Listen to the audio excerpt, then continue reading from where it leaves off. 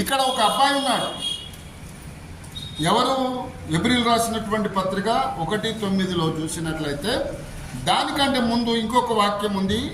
మొదటి సమూయేలు గ్రంథము 16-13 మనం చదువుకుందాం. చదవండి. మొదటి సమూయేలు గ్రంథము 16:13. సమూయేలు తైలపు కొమ్మును తీసి వాని సహోదరుల ఎదుట వానికి అభిషేకము చేసెను. నాట నుండి యెహోవా ఆత్మ దావీదు మీదికి బలముగా వచ్చెను. హల్లెలూయా. వినండి. ఇప్పుడు చిన్నపిల్లలారా మీరు వినండి, నేర్చుకునే పిల్లలారా మీరు వినండి.